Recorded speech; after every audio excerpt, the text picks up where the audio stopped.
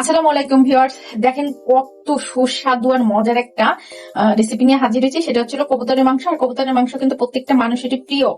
আর এই কবুতরে কিন্তু প্রচুর পরিমাণে পুষ্টিগুণ আছে, যেটা অসুস্থ মানুষকেও সুস্থ করে ফেলে। তো আমি আজকে এই কবুতরটাকে খুবই মজার করে ভুনা করে দেখিয়ে দিচ্ছি, আর সেটা কত শর্টকাটে আর কত সহজে। তা এখন আমরা চুলায় চলে যাই। চুলায় করার ভিতরে পেঁয়াজটাকে নিয়েছি। এখন আমি পেঁয়াজটাকে খুব সুন্দর করে গোল্ডেন গোল্ডেন কালার করে ভেজে নিচ্ছি। আমার পেঁয়াজটা কিন্তু গোল্ডেন কালার হয়ে গেছে। এখন আস্তে আস্তে করে আমি এর ভিতরে বাটা মশলাগুলো দিয়ে দিচ্ছি। আমি এখানে রসুন বাটাটা দিয়ে দিলাম, জিরে বাটাটা দিয়ে দিলাম, আদা বাটা দিয়ে দিলাম, এক এক চামচ করে। আমি এখন মশলাটা দিয়ে সুন্দর করে পেঁয়াজটাকে কষিয়ে নিচ্ছি। আর পেঁয়াজটা কষানো হয়ে গেছে। এখন আমি গুঁড়ো মশলাগুলো এর ভিতরে দিয়ে দিচ্ছি। আমি লবণ দিয়ে দিচ্ছি, হলুদটাকে দিয়ে দিলাম, শুকনো মরিচটা দিয়ে দিলাম, গুঁড়োটাকে দিয়ে দিলাম। এখানে আমার আর কোনো মশলা লাগবে না।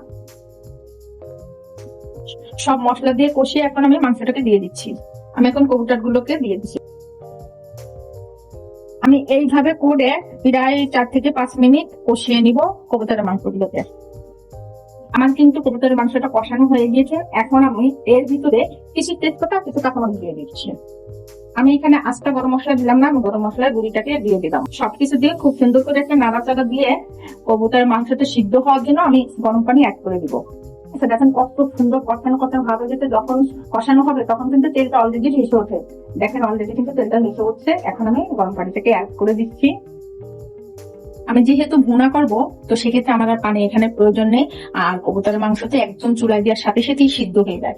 এই পর্যায়ে আমি এখন খুব সুন্দর করে ঢেকে দিচ্ছি। একদম তরকারিটা যত সময় না হবে তত সময়ই আমি ঢেকে দিব, মাঝে সাঝে একটু নাড়াতে দিব। অলরেডি কিন্তু আমার মাংসটা খুব সুন্দর করে সিদ্ধ হয়ে গেছে। আর আমি ভুনা ভুনা করে যেহেতু রান্না করতেছি, সেহেতু কিন্তু আমার ভুনা ভুনা হয়ে গেছে। এখন আমি এর ভিতরে একটু জিরের গুঁড়োটা দিয়ে দিচ্ছি। জিরের গুঁড়োটা দিতে পারে স্বাদটা খুবই ভালো আসবে, মানে যা বলার অপেক্ষাই রাখে না। তো আমি এখন আর 1 থেকে 2 মিনিট ঢেকে দিয়ে 1 মিনিটের মধ্যে নামিয়ে পরিবেশন করে দেখিয়ে দিচ্ছি। অলরেডি দেখেন তেল তেল উঠে গেছে, মানে আমার ভুনাটাও কমপ্লিট হয়ে গেছে। এখন আমি নামিয়ে নিচ্ছি।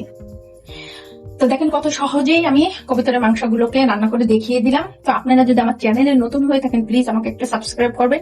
আর ফেসবুক থেকে দেখে থাকলে অবশ্যই আমাকে একটা ফলো দিয়ে রাখবেন, লাইক দিয়ে রাখবেন, কমেন্টস করে জানিয়ে দিবেন আমার রেসিপিগুলো আপনাদের কাছে কেমন লাগলো আর এই রান্নাটা কেমন লাগলো। বেশি বেশি করে শেয়ার করবেন, আমার পাশে থাকবেন, আমার জন্য দোয়া করবেন, যাতে সুন্দর সুন্দর মজার মজার রান্না করে আপনাদের দেখিয়ে দিতে পারি। তো এই পর্যন্ত সবাই ভালো থাকবেন, সুস্থ থাকবেন।